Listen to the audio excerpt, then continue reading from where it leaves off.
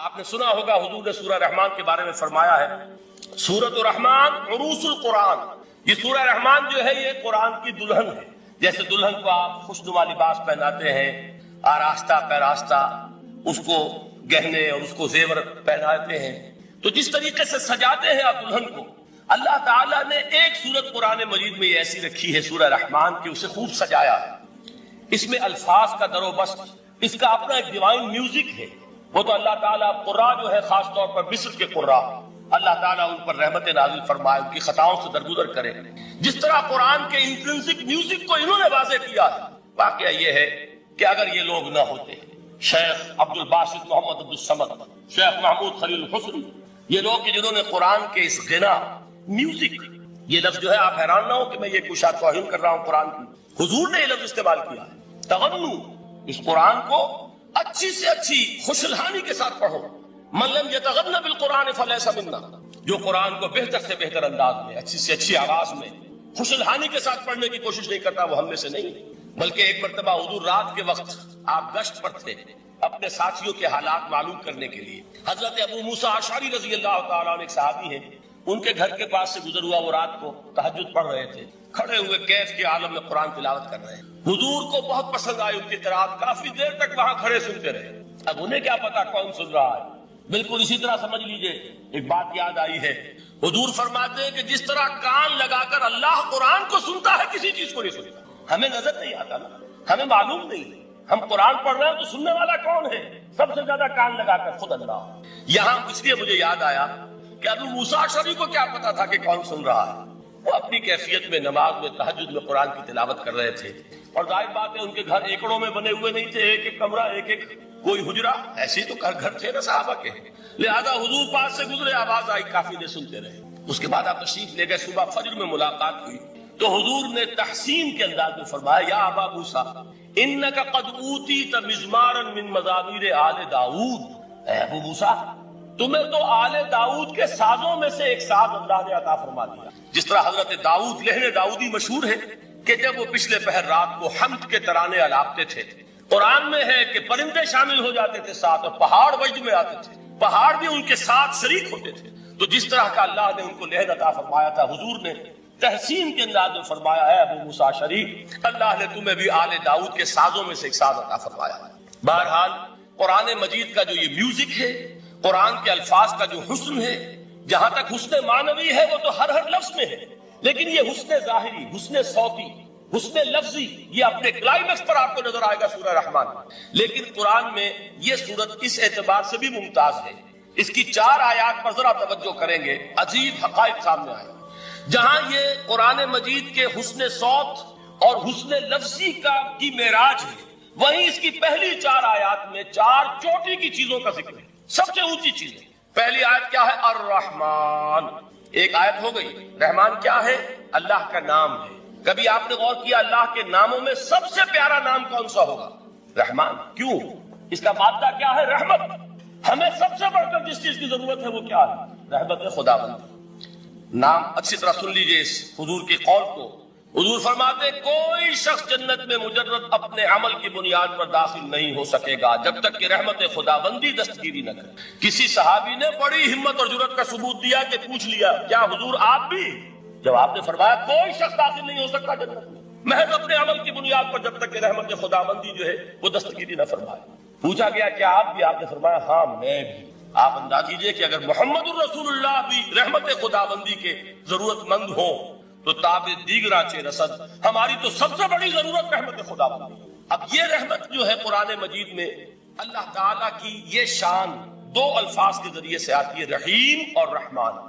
اور کوئی مادہ نہیں ہے جس سے 2 نام بنتے ہوں اللہ، لیکن یہ مادہ ہے واحد رحمت کا کہ جس سے رحمان بھی ہے رحیم بھی ہے۔ رحیم صفت مشبہ ہے، رحمت دائم ہو جائے گی، مستقل ہوگی تو رحیم کہیں گے، اور رحمان اس میں رحمت کی ہے وہ شان ہے کہ جیسے ٹھاٹھے مارتا ہوا سمندر ہو، ہیجان کی کیفیت، طوفانی کیفیت، رحمت خداوندی کا طوفانی جوش، وہ ہے رحمان۔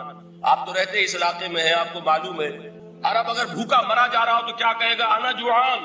پیاسا مرا جا رہا ہو انا عطشان۔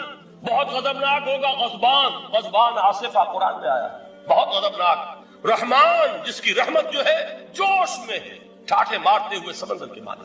تو یہ اللہ تعالیٰ کے ناموں میں سب سے پیارا نام. اب آگے چلیے. الرحمن علم القرآن، رحمان نے قرآن سکھایا. رحمت خداوندی کا سب سے بڑا مظہر، رحمان کی رحمانیت کا سب سے بڑا مظہر قرآن ہے. ان میں جو منطقی ربط ہے اس کو سمجھتے جائیے. اچھا آپ یہ سوچئے، جو علم بھی انسان کو حاصل ہوا وہ کس نے دیا؟ اللہ نے. سائنس کا علم کس نے دیا؟ اللہ نے. علم آدم الاسماء کلھا، وہ علم الاسماء جو حضرت آدم کو دے دیا گیا تھا ازل میں، یہ اسی کا ظہور ہے، یہ اسی کی ایکسفولیشن ہے جو ہو رہی ہے اور ہوتی رہے گی ابھی. اور جو دوسرے علم ہے وہ کس نے دیا؟ اللہ نے. لا یحیطون بشیء من علمہ الا بما شاء، مخلوق میں سے کوئی اللہ کے علم میں سے کسی شے کا احاطہ نہیں کر سکتا مگر وہ جتنا اللہ دینا چاہے. لیکن یہ کہ تمام علوم میں چوٹی کا علم قرآن. نوٹ کرتے جائیے، چوٹی کی چیزیں جمع کی. اللہ کے ناموں میں چوٹی کا نام رحمان. اللہ نے جو کچھ انسان کو سکھایا اس میں چوٹی کا علم قرآن. خلق الانسان، انسان کو پیدا فرمایا. سوال یہ کہ حیوانات کو کس نے پیدا فرمایا؟ آسمان کس نے پیدا کی؟ زمین کس نے پیدا کی؟ میرا مالک اللہ، میرا رازق اللہ، میرا محافظ اللہ، میرا مددگار اللہ، میرا پشت پناہ اللہ، میرا دوست اللہ. یہ دوستی ہے اللہ کی جو لب لباب ہے، حاصل ہے ایمان کا. اسی کا نام ولایت ہے. اولیاء اللہ کے سروں پر سینگ نہیں ہوتے. جس کے دل میں ایمان راسخ ہو چکا ہو وہی اللہ کا ولی ہے. جسے اللہ پر یقین ہو چکا ہے وہی اللہ کا ولی ہے. جسے یقین ہے اللہ میرے ساتھ ہے، میرا مددگار، میرا پشت پناہ، میرا ساتھی، میرا دوست، میرا محبوب، میرا محب. اللہ اہل ایمان سے محبت کرتا ہے. واللہ یحب الصادقین. ان اللہ یحب الذین یقاتلون فی سبیلہ صفا کانہم بنیان مرصوص. اللہ محبت کرنے والا، اہل ایمان محبوب، اور اہل ایمان محبت کرنے والے اللہ محبوب. والذین آمنوا اشد حبا للہ. آپ تصور کیجئے جس سے یہ رشتہ ایمان یا رشتہ ولایت حاصل ہو جائے. الا ان اولیاء اللہ لا خوف علیہم ولا هم یحزنون. آگاہ ہو جاؤ، اللہ کے دوستوں کے لیے نہ کوئی خوف ہے نہ کوئی حزن ہے. اور میں بیان کر چکا تھا خوف اور حزن کے خاتمے ہی کا نام امن. زوال خوف، زوال حزن. یہ خوف اور حزن کیوں آتے ہیں بار بار؟ اللہ تخافوا ولا تحزنوا، دونوں آ گئے. الا ان اولیاء اللہ لا خوف علیہم ولا هم یحزنون، پھر وہی دو. وہ کیوں ہے؟ خوف ہوتا ہے کسی مستقبل کی بات کا، یہ نہ ہو جائے، وہ نہ ہو جائے، یہ نقصان نہ پہنچ جائے، یہ تکلیف نہ ہو، یہ غضب نہ آ جائے. خوف ہے مستقبل سے. حزن ہے یہ کیوں ہوا، یہ نہیں ہونا چاہیے تھا، یہ میرا فلاں چیز میرے ہاتھ سے جاتی رہی ہے، فلاں موقع نکل گیا، اب بیٹھے ہوئے ہیں اندر ہی اندر کوڑ رہے ہیں، صدمہ ہے اور رنج ہے. اور جو اللہ پر ایمان رکھتا ہے وہ جانتا ہے ما اصاب من مصیبت فی الارض ولا فی انفسکم الا فی کتاب من قبل ان نبرأها ان ذلک علی اللہ یسیر لکی لا تعصوا علی ما فاتکم ولا تفرحوا بما آتاکم واللہ لا يحب كل مختال فخور. اس زمین میں یا تمہاری جانوں میں کوئی تکلیف، کوئی مصیبت نہیں آ سکتی سوائے اس کے کہ جو اللہ نے لکھ دی ہو اس سے پہلے کہ وہ ظاہر ہو. جس کو یہ حقیقت معلوم ہو گئی اس کو یہ طرز عمل اختیار کرنا چاہیے. جو چیز چھن جائے، جاتی رہے، چھوٹ جائے، اس پر افسوس نہ کرو. کس نے چھینی؟ دوست نے. دوست کے فیصلے پر شکایت. دوستی کو بٹا لگا رہے ہو. سرے تسلیم خم ہے جو مزاج یار میں آئے. اگر دوستی ہے تو پھر تو تمہیں گردن جھکانی چاہیے کہ ہر چے ساقی ماریخ عین الطافس، جو بھی میرا ساقی میرے پیالے میں ڈال دے اس کا کرم ہے. جو اس کی طرف سے آئے اس پر کوئی رنج نہیں، کوئی صدمہ نہیں، کوئی غم نہیں، کوئی شکایت نہیں، کوئی شکوہ نہیں. اور جو ہوگا وہ اس کے اذن کے بغیر نہیں ہوگا، اور اس کا اذن ہوگا تو یقیناً میرے لیے خیر ہی خیر ہے، چاہے وہ ناگوار شے ہو، بظاہر مجھے اچھی نہ لگ رہی ہو، میری شارٹ سائٹڈنس میں مجھے وہ نظر آ رہی ہے کہ میرے لیے بری ہے.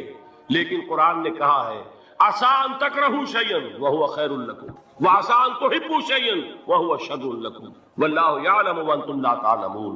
ہو سکتا ہے تم کسی چیز کو ناپسند کرو، دراحال کہ اسی میں تمہارا خیر ہو، اور ہو سکتا ہے تم کسی چیز کو پسند کرو، دراحال کہ اس میں تمہارا شر ہو. اللہ جانتا ہے، تم نہیں جانتے. جب مجھے یہ بات معلوم ہو گئی میں نے اپنا معاملہ اللہ کے حوالے کیا. سپردم بے تو مایا خیش را دانی حساب کم و بیش را. اے رب جو تو چاہتا ہے وہ ہو.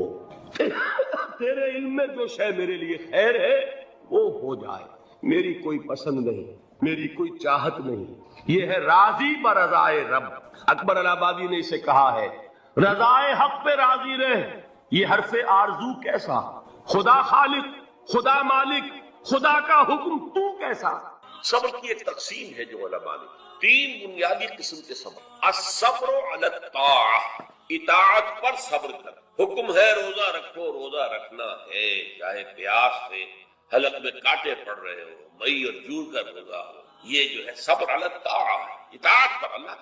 آپ کہیں گے ہوئے سوات کا غان، صبح کا وقت ہے اور آپ کو وضو کرنی ہے، پانی موجود ہے لیکن یخ، ہاتھ لگانے سے بھی انسان خوف کھاتا، اتنا یخ، لیکن جب پانی ہے تو وضو تو صبر کرو۔ یہ صبر علی الطاعت کی ایک مثال ہے کہ اطاعت جو ہے اس کے لیے صبر کرنا، جھیلنا، اس کی سختی کو برداشت کرنا، اس میں جو تکلیف ہو، اللہ یہ کہ انسان بیمار ہو اور اندیشہ ہو کہ اتنے ٹھنڈے پانی کے استعمال کرنے سے جان جانے کا اندیشہ ہو، بات اس، لیکن ایک آدمی صحت مند ہے، کوئی ایسا عذر نہیں ہے، کوئی بیماری نہیں، تو اسے بارہ وضو، اس لیے کہ وہ جو تیمم کی شرط ہے کہ پانی موجود نہ، پانی تو صبر علی الطاعہ، اطاعت پر صبر، تمام احکام جو ہے شریعت پر عمل کرنا۔ اب صبح کا وقت ہے، ابھی آپ کو بڑی مساوقہ ہوتا ہے، آپ کا بھی تجربہ، کوئی مریض ساری رات کراہتا رہا، فجر کے قریب آتا، یہ بڑی ٹھنڈی جو ہے وہ نیند ہو صبح، اسی لیے اقبال کو جواب شکوہ میں جو اللہ تعالیٰ نے فرمایا تھا کس قدر تم پہ گراں صبح کی بیدار، ہم سے کا پیار ہے، ہاں نیند تم صبح کا اٹھنا تو یہ صبر علی الطاعہ،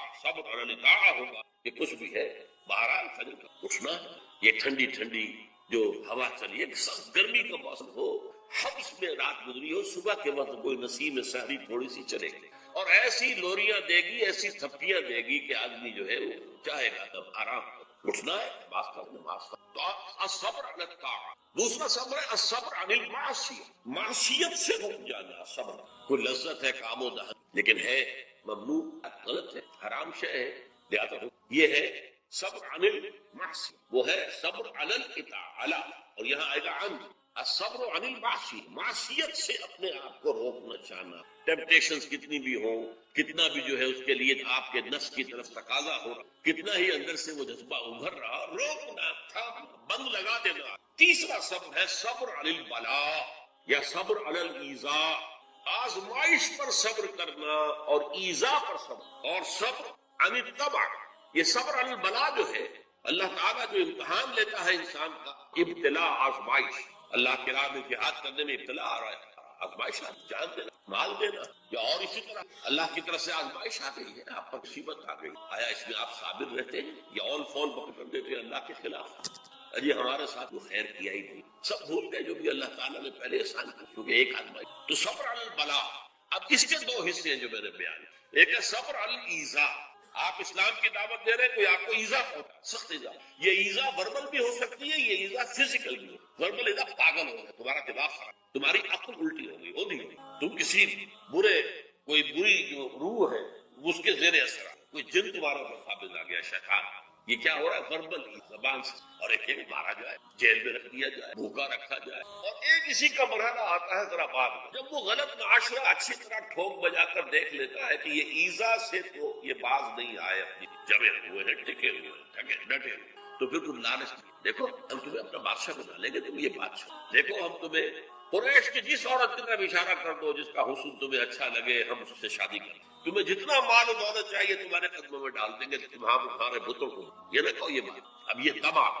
ٹیمپٹیشن کے مقابلے میں رکنا، ایذا کے مقابلے میں رکنے سے زیادہ مشکل، جس کی ایک بہت بڑی مثال جو ہے امام احمد ابن حنبل کی میں ہے کہ جب مسئلہ خلق قرآن پر جب انہیں جیل میں ڈالا گیا، مارے ماری گئی، الفاظ یہ آتے ہیں تاریخ میں کہ انہیں وہ مار ماری گئی کہ اگر ہاتھی کو بھی وہ مار ماری جاتی تو چنگھاڑ، لیکن ان کے آنکھوں میں کبھی آنسو برداشت۔ پھر زمانہ بدل گیا، اب خلیفہ کوئی اور ہو گئے، اور ان کا اپنا موقف وہی تھا جو امام احمد ابن حنبل کا ہے۔ تو اب دارالخلافت سے، ایوان خلافت سے ایک ایلچی آیا ہے اشرفیوں کی تھیلیاں لے کر کہ یہ خلیفہ نے آپ کو، اس پر حضرت امام احمد ابن حنبل رو پڑے، اے اللہ میں اس آزمائش کا اہل نہیں، یہ آزمائش 70 ہے اس مار سے کہ مجھے جیل کے اندر، اس سے رکنا بہت مشکل۔ تو میں نے یہ سب کی قسمیں آپ کو گنوا دی، صبر علی الطاعہ، صبر عن المعصیہ، نمبر 3 صبر علی البلاء، علی الابتلاء، اس کی 2 قسمیں، صبر علی الایذاء، اس کی 2 قسمیں، زبانی کلامی وربل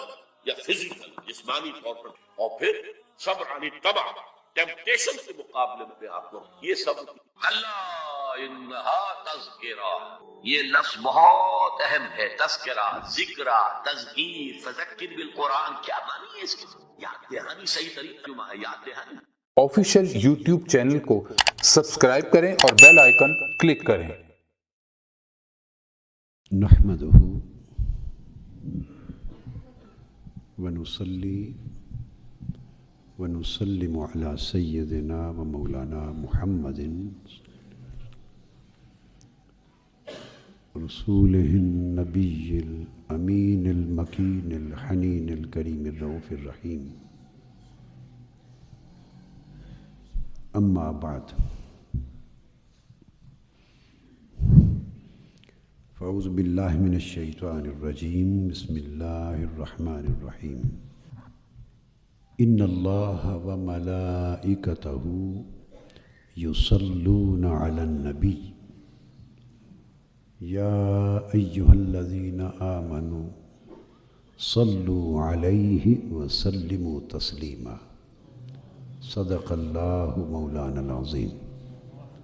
اب سب احباب آقا علیہ الصلوۃ والسلام کی بارگاہ میں ہدیہ درود و سلام پیش کریں۔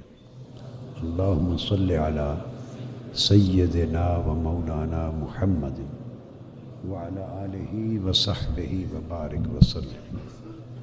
قاضی ایاز رحمۃ اللہ علیہ صاحب الشفا، انہوں نے اس آیہ کریمہ کی تفسیر میں کہ اللہ تعالیٰ اور اس کے تمام فرشتے نبی اکرم صلی اللہ علیہ وآلہ وسلم پر درود بھیجتے ہیں، یصلون علی النبی، اور اس کے بعد حکم کہ اے ایمان والو تم بھی حضور علیہ الصلوۃ والسلام پر درود بھیجو، درود پڑھو، اور آپ پر کمال ادب کے ساتھ کثرت سے سلام پڑھا کرو۔ اس آیت کریمہ میں قاضی ایاز رحمۃ اللہ علیہ بیان کرتے ہیں کہ یہ آیت بطور خاص حضور نبی اکرم صلی اللہ علیہ وآلہ وسلم کی عظمت اور آپ کی شان مبارک اور آپ کا علو مرتبت، آپ کے عظیم اور بلند مرتبے کے اظہار کے لیے اللہ پاک نے یہ آیت نازل کی۔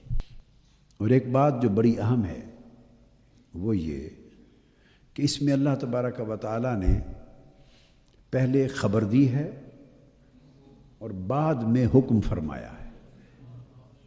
پہلے ایک خبر دی ہے، ان اللہ وملائکتہ یصلون علی النبی، یہ خبر ہے، ہمیں خبر دی ہے کہ بے شک اللہ تعالیٰ اور اس کے تمام فرشتے نبی اکرم صلی اللہ علیہ وآلہ وسلم پر ہمیشہ درود بھیجتے رہتے ہیں۔ تو اللہ تعالیٰ نے ہمیں یہ خبر دی ہے، اطلاع دی ہے۔ درود تو وہ بھیجتا ہی رہتا ہے، اور ملائکہ بھی آقا علیہ السلام پر درود پڑھتے رہتے ہیں، مگر اس آیت کے ذریعے اللہ تعالیٰ نے ہمیں آگاہ فرمایا، اطلاع دی، اور آگاہ فرما کر، اطلاع دے کر اپنا عمل اور ملائکہ کا عمل بیان کرنے کے بعد اب امر فرمایا، ہمیں حکم دیا ہے کہ ایمان والو تم بھی حضور علیہ الصلوۃ والسلام پر درود پڑھا کرو اور کثرت کے ساتھ اور کمال ادب کے ساتھ سلام عرض کیا کرو۔ قرآن مجید میں الحم سے والناس تک ایسا حکم اس ایک مقام کے سوا کسی اور جگہ نہیں دیا گیا۔ کسی اور عبادت، کسی اور عمل کے لیے ایسا امر اور ایسا حکم اللہ پاک نے کبھی انسانوں کو نہیں دیا کہ وہ حکم دینے سے پہلے یہ خبر دے کہ میں خود یہ کام کرتا ہوں، سو تم بھی کیا کرو۔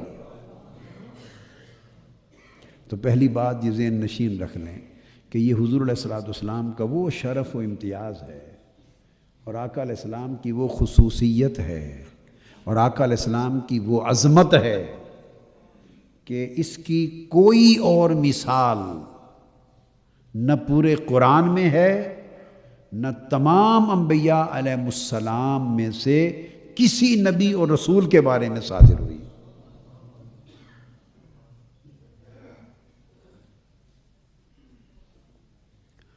اور خاص بات، اللہ تبارک و تعالیٰ نے جب سلسلہ نبوت شروع کیا، سلسلہ نبوت شروع فرمایا اور آدم علیہ السلام کو دنیا میں بھیجا اور سلسلہ بشریت کو بھی شروع کیا، تو آدم علیہ السلام جب دنیا میں اللہ پاک نے ان کو تخلیق فرما لیا تو عظمت نبوت کے اظہار کے لیے، نبوت کے اکرام کے لیے، ان کی تعظیم کو ظاہر کرنے کے لیے ملائکہ پر اور سب مخلوقات پر ان کی عظمت کو ظاہر کرنے کے لیے اللہ تعالیٰ نے ایک حکم دیا، سب سے پہلا حکم۔ یاد کرو وہ وقت جب آپ کے رب نے ملائکہ کو حکم دیا، کیا؟ آدم کو سجدہ کرو۔ اب جو بات ہے وہ حکم سجدہ بھی تعظیم کے لیے تھا، عبادت کے لیے نہیں تھا، اور تعظیم فرشتوں سے کرائی اور فرشتوں سے سجدہ کروا کر آدم علیہ السلام کی عظمت کا اظہار فرمایا، ان سے تعظیم کرائی اور اس عمل تعظیم سے آدم علیہ السلام کی عظمت کا، آپ کے بلند رتبے کا اظہار فرمایا۔ تو سجدہ ایک عمل تھا تعظیمی، ہر چند کے عبادت کے لیے نہیں تھا، لیکن اللہ پاک نے اپنے نبی کی عظمت کا اظہار کرایا ملائکہ سے، مگر خود شریک نہیں ہوا اس عمل میں۔ اظہار عظمت کے اس عمل میں، اظہار عظمت کے اس عمل میں اللہ پاک فرشتوں کے ساتھ خود شریک نہیں ہوا، یہ عمل فرشتوں سے کرایا۔ اس جدول آدم فسجدوا الا ابلیس، چونکہ یہ عمل ایسا تھا کہ اللہ رب العزت کی شان کے لائق نہیں تھا، سو بتانا یہ مقصود ہے کہ ایسے عمل کو منتخب کیا حضرت آدم علیہ السلام کی عظمت کے اظہار کے لیے جو صرف فرشتوں سے کرایا جائے اور وہ خود اس میں شریک نہ ہو۔ آپ میری بات سمجھیں، اگر عظمت کا اظہار کرانا تھا اور کرنا تھا تو حکم سجدہ نہ دیتا، اور بھی بڑے عمل تھے، کوئی اور ایسے عمل کو منتخب کرتا کہ اس عمل کے ذریعے آدم علیہ السلام کی عظمت کا اظہار اسی طرح ہو جاتا جیسے اب کرایا گیا۔ سجدہ کے بغیر کسی اور عمل کے ذریعے آدم علیہ السلام کی عظمت کا اظہار اللہ تعالیٰ کر سکتا تھا اور فرشتوں سے کروا سکتا تھا، مگر ایسا عمل چن لیتا کہ اس میں خود بھی کرتا، فرشتوں کو بھی ساتھ شریک کرتا، اور اللہ کی شان کے لائق بھی ہوتا، اللہ کی شان کے لائق بھی ہوتا، مگر نہیں کیا۔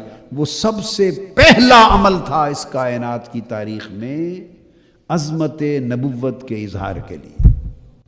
تو جب سب سے پہلی کوئی دلیل دی جاتی ہے اور سب سے پہلا عمل کائنات اور خلق کے سامنے رکھا جاتا ہے، سب سے پہلا عمل، تو وہ اتنا بڑا مضبوط اور مستحکم رکھا جاتا ہے کہ اس سے بنیاد پڑ جائے۔ تو اللہ تبارک و تعالیٰ نے وہ عمل جو فرشتوں سے کرایا، اس سے آدم علیہ السلام کی عظمت کا اظہار تو ہوا، مگر ایسے عمل کو منتخب کیا کہ اس میں خود شریک نہ ہو۔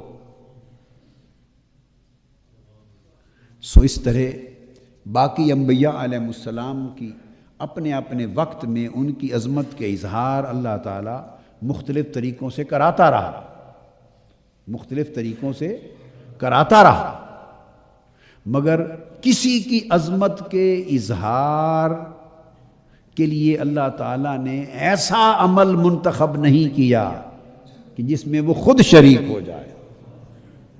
جب آقا علیہ الصلوۃ والسلام کا وقت آیا تو حضور علیہ الصلوۃ والسلام کی بھی عظمت کا اظہار چاہا، اس نے حضور علیہ السلام کی بھی عظمت کا اظہار چاہا، اور حضور کی عظمت کے اظہار کے لیے ایک ایسے عمل کو منتخب کیا کہ جو سب سے پہلے اس نے خود کیا۔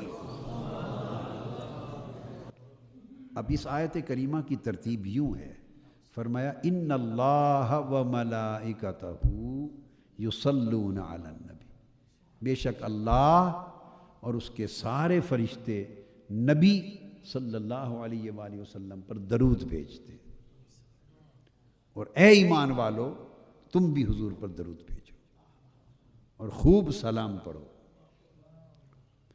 اب اس کی ترتیب یہ ہے کہ اللہ تعالیٰ نے پہلے یہ اظہار کیا کہ حضور علیہ الصلوۃ والسلام کی شان مالائے اعلیٰ میں کیا ہے، پہلے یہ بتایا۔ اب اگلا نقطہ بتا رہا ہوں، ہم ہیں سفلی دنیا میں رہنے والے،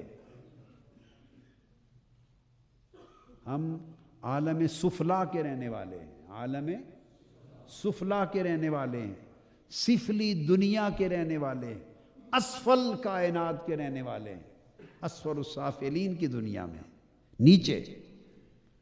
نیچے والوں کو، نیچے رہنے والوں کو حکم دینے سے پہلے بتایا کہ آؤ تمہیں بتاؤں کہ میرے محبوب کا مقام اوپر کیا ہے۔